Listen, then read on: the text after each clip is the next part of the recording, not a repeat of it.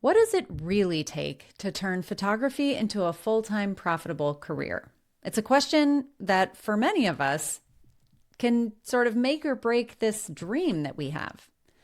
But Ina Jalil didn't just figure it out, she made it work in one of the most unexpected niches out there. Ina knew that she was taking a risk when she walked away from a six-figure government job in finance to build her pet photography business. But she had a plan. And in just a few short years, she has built a multi six figure business doing exactly that. Not by working harder than anyone else, but by structuring her business to work for her. In this conversation, Ina and I talk about what gave her the confidence to make that leap, the systems that she put in place to ensure financial stability, and how she's grown, not just her client base, but her profitability, while staying focused on this one very specific niche. Whether you're toying with the idea of going full time or trying to scale more sustainably, Ina's story is packed with insight and inspiration. So let's get into it. Welcome to This Can't Be That Hard. My name is Anami Tonkin, and I help photographers run profitable, sustainable businesses that they love. Each week on the podcast, I cover simple, actionable strategies and systems that photographers at every level of experience can use to earn more money in a more sustainable way. Running a photography business doesn't have to be that hard. You can do it, and I can show you how. Ina, welcome to This Can't Be That Hard. I am so excited to finally have you on the show. I have known you, it's been years, I think, at this point, and your story is such an inspirational one. I'm just dying to dive in. How are you I'm today? good. Thank you so much for having me on the podcast. I've been listening to your podcast for so long, and it's so exciting to actually be on it. So I'm really excited I to be here know. today. Well, the honor is mine. I have followed your story just because, again, you've been sort of in my world for a long time, and your story is such an inspiration, and the way you run your business, I'm like, I wish this girl didn't live all the way across the world. Otherwise, I would definitely want to get together and sort of have you share all your secrets over coffee. So this is the second best thing, and I figured we may as well share all of your secrets with the rest of the Of world. course, of course. I mean, it would be nice to actually Yeah, catch up in person one day. I do want to plan a trip to the US and visit everyone that I sort of talk to online and just do a whole coffee catch up pretty much all around. It's got to be a that very sounds big coffee amazing. catch up. So Yes. Well, you name the time and place, but also you know that Australia is one of my favorite places to come you better visit. So come I through. will Yeah. take you up on, we'll do it in both Sounds directions. good. But in the meantime, why don't you sort of start us off by giving everyone listening a quick introduction to who you are and a little bit of the story about your business. Okay, so I'm Ina and I run my pet photography business currently full time. It's Ina J Photography. I started back in 2020. So I specialize in outdoor dog photography, but I also do studio and also photograph other pets. Now, the whole thing Hmm. started was because actually it's my dog, and it's probably a similar story to what other pet photographers might have. But this was really close to my heart because my dog Mac, so back in 2020 or 2019, he passed away from heart failure. He was only 9 years old, so he was diagnosed 2 years before that, and I was told he only had 6 months. I was looking for a pet photographer because being a photographer, I was a photographer. I love photography. I was doing photography for so long as a hobby and as a side hustle, since 2010. Never made any money out of it. I've just been doing it as a hobby, like charging $250 and giving all the digitals. And I did Sure. families, events. I even did newborns and even tried maternity. I tried everything, and probably the most I made every year was $5,000. That's it. Sure. And I had photographed him myself, with my DSLR, and I got really beautiful photos of him, but realized that I actually didn't have many photos with him. And I thought, well, I need someone else to capture these photographs. And Mac was a bit of a special dog. He didn't like every single person. And so I Hmm. did try to get, a family photographer to capture his photos, but it just didn't capture his personality. And so I was looking for a pet photographer. And after a while, I did find one, and it was a studio photographer. And Hmm. that was pretty much we got the photos done 24 hours before he passed away. Oh, So it was, yeah, it was really special. Sorry if I get a bit emotional because no, I can um totally understand. it's yeah, it was really hard. And my other dog James came along as well because I wanted to make sure I get some photos with both of them together. And Sure. yeah, I found the studio photography is not really my thing. I You probably Hmm. see from my brand and from my Instagram that I'm very vibrant, colorful. I love colors and I love the outdoors. And I got the photos done. It was just a black backdrop, white backdrop. And then one of my dog Right. James was very nervous, very anxious during the whole process. And I got the photos done. I'm thankful I got them done, but I wish that I had some more photos that captured his personality. Um, and like, I'm glad the photographer fitted us in because I'm so grateful for that. Because I wouldn't have had Hmm. these photos, and I do have these photos hanging up on my wall, in my living room. But I just wanted something that actually captured more of his personality and more of our connection outdoors, where we're actually spent a lot of our time. And I Sure. thought, I wish there was someone that could give this opportunity to me at this time. And I thought, well, why not do it? Because there's no one doing it. And I never thought of pet photography was a thing until Hmm. I started needing it. And so, yeah. Right. And so I thought, well, all right, let's try and have a look into this thing. And I started deep diving into podcasts and listening to a lot of different podcasts, including Andrew Helmich's podcast. That's how I found you. Hmm. That's how I found, a lot of the pet photographer business coaches and mentors in the world. And then, basically 1 January 2020, I decided, you know what, I'm gonna change up my website and go all in pet photography. It scared me because I thought, I don't get any clients anyway. Like I don't I don't make any money anyway. If I change it to pet photography, how like it's even niche, like it's even more niche than what I currently do. And that's going to limit my Right. clients. And I was freaking out going, but then I thought, you know what? Let's just try it out and see. And then, yeah, it all started from there. And I started listening to more podcasts. I did some model calls and I did some free sessions to start building my portfolio, but I didn't really know how to run in person sales. Sure. And so I started doing that kind of just willy nilly. And then at around, I think around September or August 2020, I decided to hire a business coach. And that was a scary investment because it was Hmm. $5,000. And I mean, back then, because I was making only $5,000 a year from my business, I was gonna say that was an entire year's I worth was of just income. Yeah. that's a lot of money. And that's my personal money that I'd be using because I didn't really have any money Sure. from the business. So it was scary to do that. And but I thought, you know what? This business coach, Alex Kearns from Hounds to Hmm. Studio, she's in WA. She's got lots of experience, and she said if you implement it within the next 3 4 months, you'll make your money back. And I thought, you know what? I'm determined to do this, and I'm the type of person where if I do invest in something, I would like work hard and take action to try and Right. make it back, or at least try to do it. And yeah, so I just went, you know what? Yes, I'll sign up. I went actually on the payment plan because I thought I didn't Hmm. have that money up front. Went on the payment plan, signed up for the program. I think it was an 8-week program. Within 1.5 months, I made that money back Wow. already. And then it just started, yeah, pretty much first month I made I think around 2,000, 3,000. Second month, yeah, I made 3,000 again. Third month I made 4,000 and it just kept increasing, increasing. And I was like, oh my God, this is a thing. And at first with IPS, I was like really not confident about selling Hmm. because I had that thing going, oh, I've got to sell to people, I've got to ask them for money. And it was just, yeah, it wasn't a process that I'm very familiar with.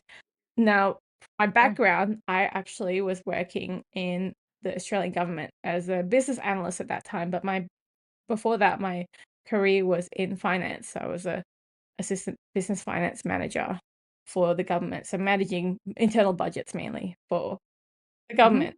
So this is a complete opposite, turnaround. And I was doing this Right. alongside my full-time job. And I don't know how I did it back then, but I I think I was doing around 2 or 3 shoots a week Hmm. alongside the full-time Which is job. a lot. Yeah. Yeah, which is a lot. Like, I didn't think about it then, but it was a lot. And I think towards 2021, some weeks I end up doing 8 shoots a week.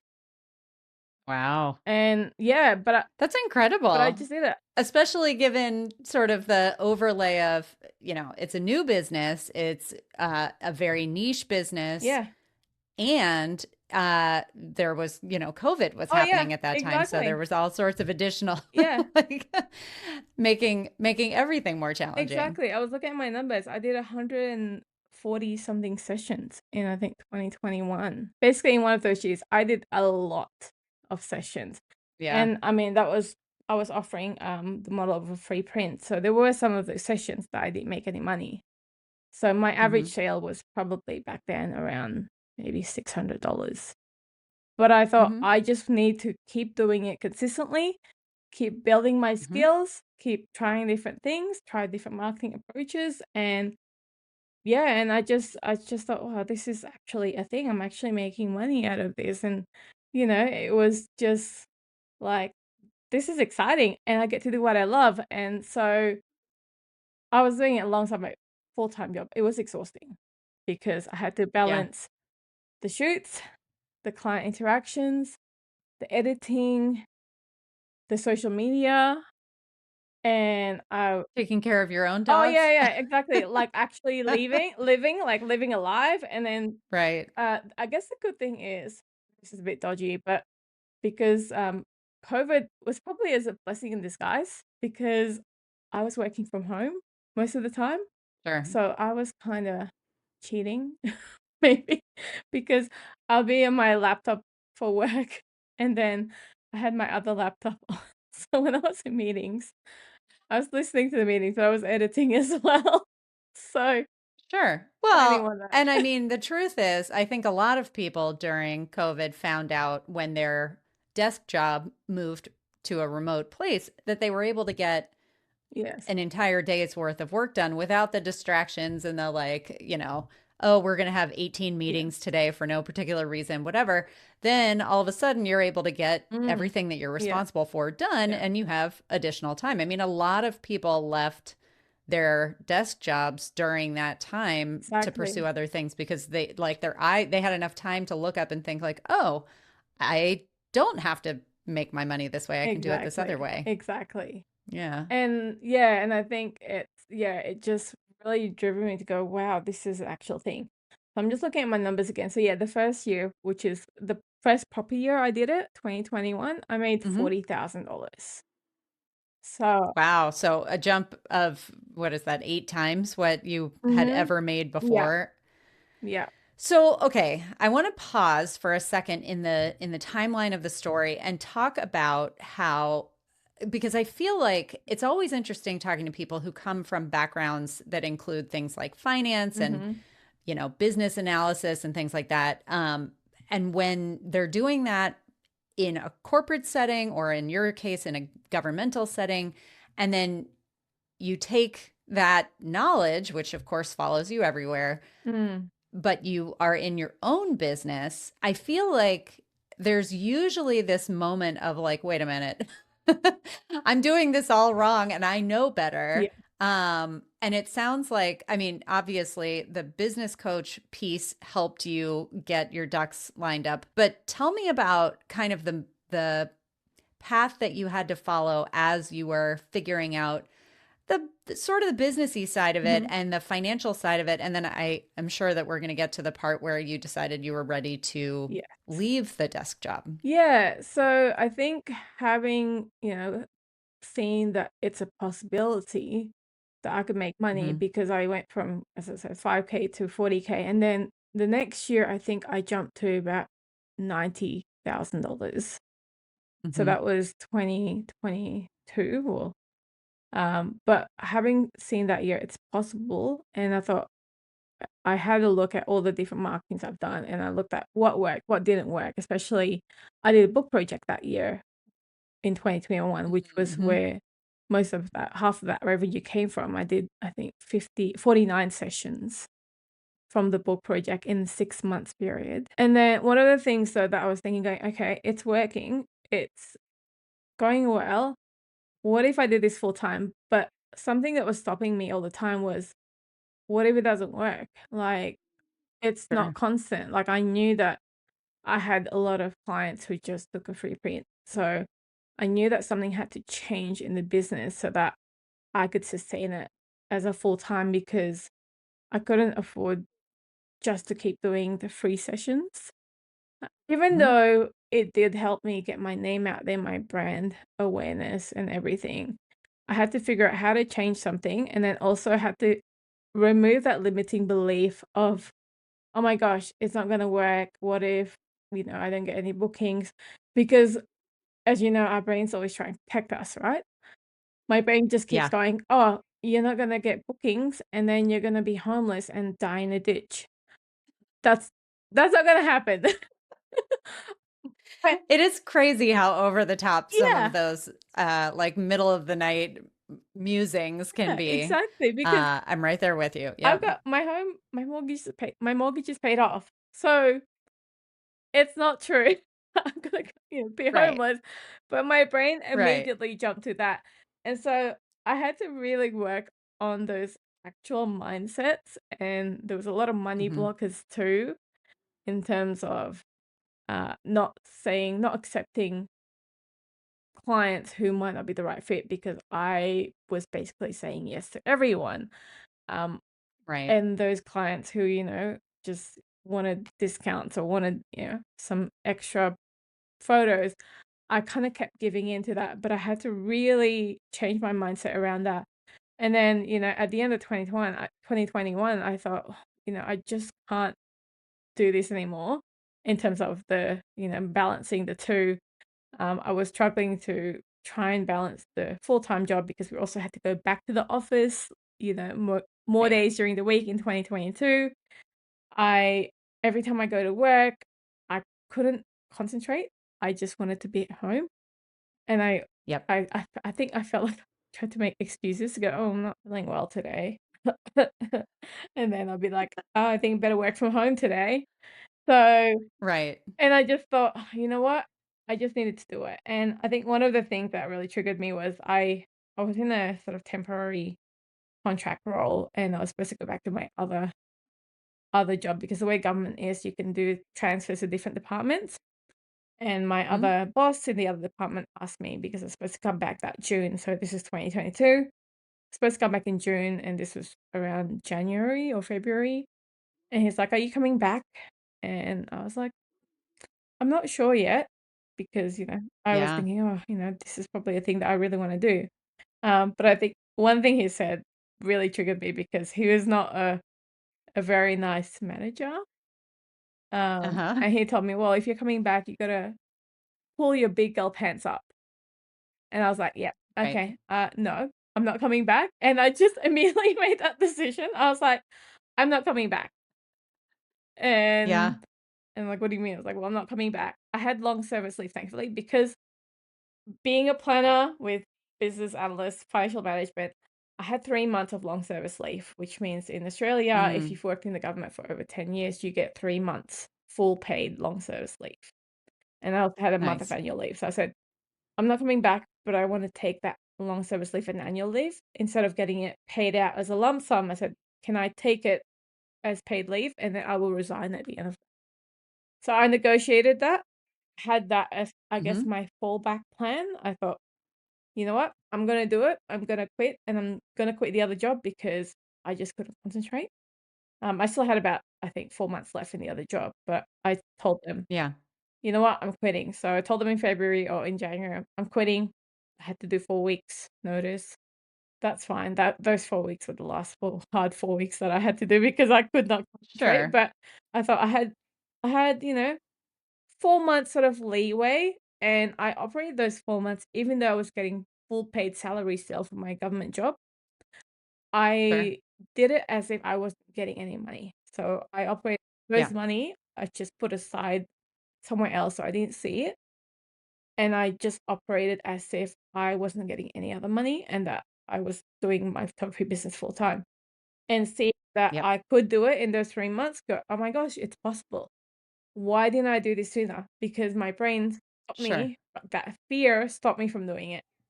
But that's what made the Yeah, jump. there is a reason that our brains stop us from jumping Yes. off every cliff that we walk by, right?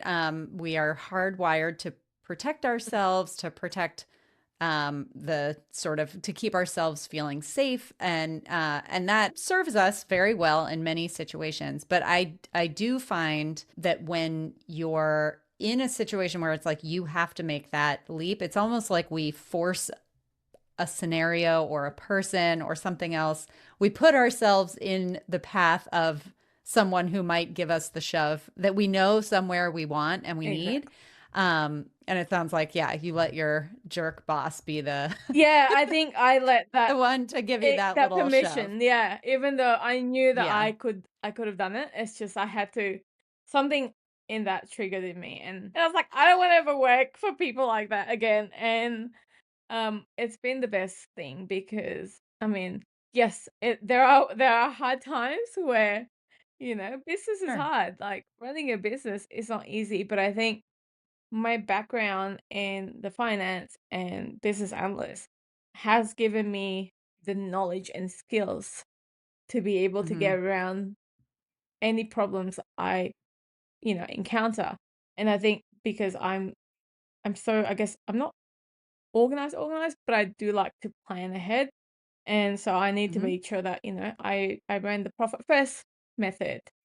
So Yep. I do that so that I have, money set aside for expenses, for cost of goods, for paying myself, and that was one of the things, is paying myself was really Right. important because, yes, the business was making money, but I need to be able to pay myself so I can pay my bills. Yeah, Sure. and then having systems and processes in place in my business to allow me to grow was also important, so having the CRM, the automation, and I also hired a VA before I was even ready because Mm-hmm. that was one of the things that I struggled with was having to do social media and balancing all that, and Right. I hired a VA in 2020, I think at the end of 2021. So before you quit your job, which I feel like is so antithetical to so many people, and Yes, I definitely wanted to ask you more about this. I think a lot of people feel like, oh, if I'm not making enough money to pay yeah, myself what I want to make, how could I possibly justify paying someone else? exactly. But especially when your time is so stretched and you're Mhm. trying to do all these different Yeah, things, it's just not like there just aren't enough hours in the day. exactly, and that's why I thought, "You know what? I was just struggling with that, Yeah. the work," and I thought, "Well," again, the mindset, the fear, like, "How am I gonna pay for this if I'm not, even making enough money?" But I thought, "You know what? Yeah. I worked out." Sorry, I did hire through an agency, and that was actually quite more Hmm. expensive as well, and I thought, "Oh, this is gonna be, challenging," but I thought, "Okay, there's a minimum hours, and I need to make this much money. If I can't make it from the business, I know I can top it up from my salary," because I still had a full-time job back then, right? So I thought, "You know what? Let's try it." And they said, "I can cancel after a month. Why not?" I just thought, "You know what? Why not? I'll just do that and see how it goes, and then I can always cancel if I need to."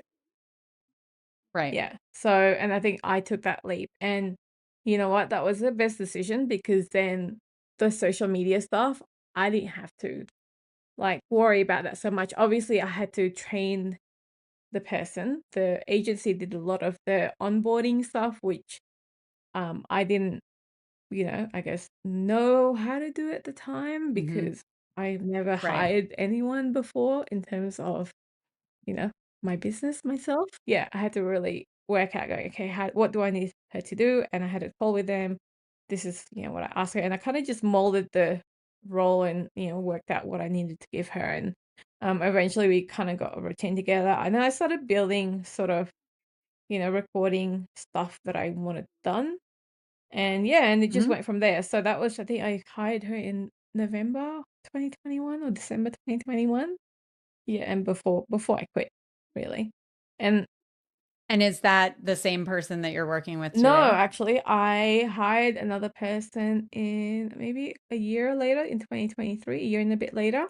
Hmm. Because this person was from the agency, I was paying quite a lot more. Hmm. So, she was in the Philippines, but I was paying Hmm. around 20 to $23 Australian an hour, which is probably be more like, I don't know, 15 US dollars, something like that. Sure. Yeah. So it was quite a bit.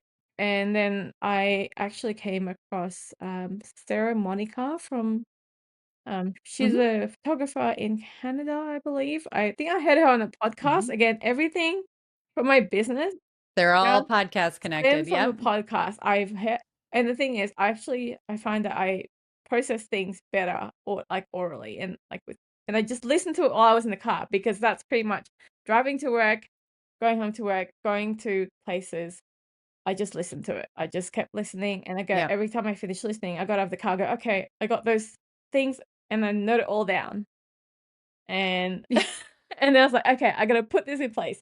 So he did the whole thing on I think Nicole's podcast, which was Hair of the Dog and our Freedom Focus formula. And I Uh-huh. did her Yeah. workshop on outsourcing. I think it was like 30, 40 Ah, Canadian very dollars. cool. And again, I put in place what I learned from that workshop, as I do with, a lot of things that I sign up to. And I sign up to a lot of courses and education. And I think that's something that has been really beneficial that I invested early on for myself. And I Yeah. think, yeah, that has helped. So after I did that, I fired the other VA. I let go of the other VA. And I hired another VA, and now she's been working with Hmm. me since, yeah, 2023, and that I think I pay 10 US dollars an hour. And Hmm. even though because I hired her myself, I had to basically do all the onboarding myself. And so Right. I knew working with a VA already, I recorded a lot of stuff on Loom, how I do my social media, how I do even my admin as well. The admin stuff was one of the things I really struggled to let go of. But I'm glad I did because now it's Yeah. just so much better. I can focus more on the revenue generating tasks, which is marketing. Right. So yeah, And that's, yeah, yeah, when it comes to VAs, I mean, this is a whole separate conversation for sure unto itself. I have done a handful of things in terms of like going through an mm, agency. A VA was the very first hire that I yeah, ever did, and it is challenging for, most of us have never hired anybody or trained anybody before, yeah, and we run our businesses and we're like, I don't know, I just run it the way I run it. Can't you just do that? exactly. Or the worst thing is that, a lot of people will hire a VA when they are completely overwhelmed, Yes, and then that is just destined to fail. exactly. So agencies can be really good when they come with some like built-in, it's almost like training Yeah, wheels where they're learning but you're also learning yeah, how to like yeah, manage someone. exactly. And but I do find that that premium that you pay often gets old pretty fast once you get the hang of Yeah. things and you can find your own person who's sort of stable. I've had my VA now for a couple of years and she's wonderful and like we have a great communication system, but I never would have been able to. I just wasn't in a Oh, place. I for didn't know sure. enough to be that boss when I was newer in my Same business. here, and that's the thing as well. Those stuff that like I'm applying now in my business, it's the stuff that I've learned from Sarah Monica. And I've Right. just implemented that. And now I record every new things that I do, every new processes that I do. I record it on Loom just in case. And Yeah. I've created the Right. whole standard operating procedures. I've got like I'm a bit nerdy. I've got, workflows and processes and my brand style guide. It's all in one document in ClickUp, which I use as a project management tool. And Yeah. so if I just onboard anyone, I can just go to this space. Here are the videos. I've just hired my third VA. Ah, very Yeah. good. Yeah. And she would just went in straight into work. There wasn't, much training because I already had the videos recorded there and she just went straight into it. This is for editing specifically. And that was again another thing hard to let go of is editing Yeah. because as photographers we want to be creative. But I have found that I'm the bottleneck because this year I've just had so much client orders and then I've had to travel running workshops around Australia for Sony and all the other Yeah. stuff. Oh, all the other Yeah. stuff. And you've gotten into the education space and you're Yeah. doing you have a podcast now. I mean, it's you're doing all the things. And I'm excited to invite people to get out and like check out all of those things because I feel like this conversation, I'm looking at the time and I'm like, I "Oh my know. gosh, I feel like we've just scratched the Yeah. surface." But I do want to kind of bring it up to date and talk a little bit about your specifically your pet photography business and from when you left your job to Mm-hmm. now, how that has grown and how you've managed to, first of all, I mean, you were doing what most people would consider to be a full time pet photography business. You were running that when you were still working full time. And Yeah. then you quit your full time job and grew the business that much more, but then you still somehow found time to do all these other things. And I would just love to hear a little bit of that journey, where your business stands Yeah. now, and some of your best tips for how to keep creating that space. I feel like you've got secrets to share. I don't It's know. a pretty I think incredible my brain uh just does, I don't know. Everyone goes, "You're so crazy. You did so many things." And I was like, but like on Sunday, I didn't do anything that day. Yesterday, I had most of the day off. Sundays and Mondays are my days off. And so I was nice. like, well, there are times where I'm just not doing anything. And I think everyone thinks I'm working 24 hours. I mean, a lot of the time I love it. That's why I do it because I love it. It Sure. doesn't feel like work. But um I'm looking at my numbers. So when in that 2021, so this is calendar year, I ended up with 40,000. 2022, which is when I quit. So I quit in February and that went up to 90,000 Australian. This is Australian dollars, by the way. Uh-huh.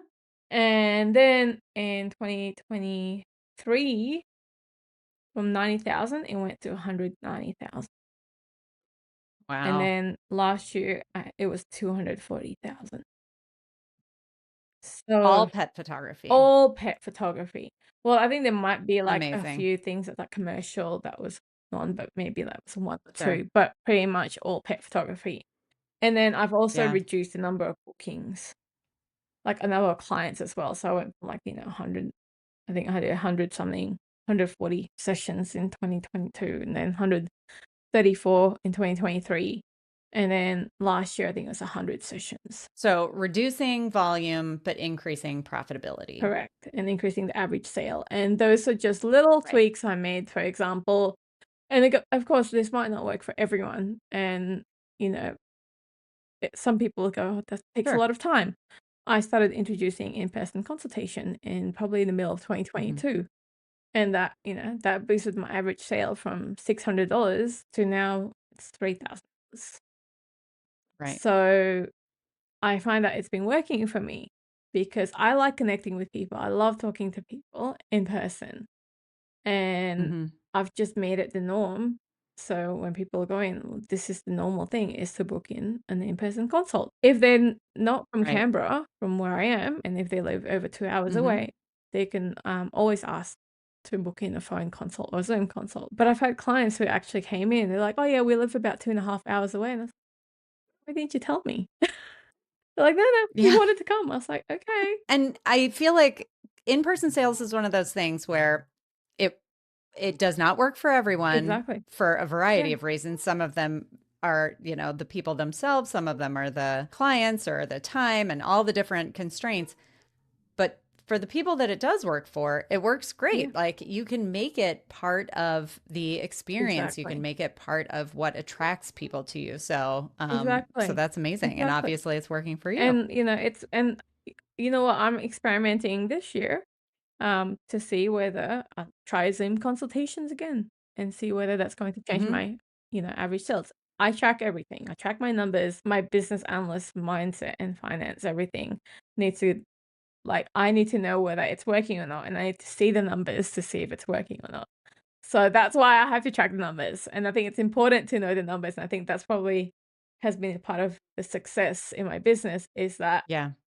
I'm all about the numbers. I'm all about tracking metrics.